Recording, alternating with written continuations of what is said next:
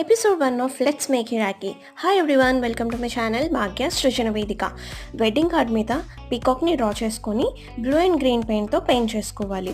For more interesting videos please subscribe to my channel Bhagya Srijana వేదిక.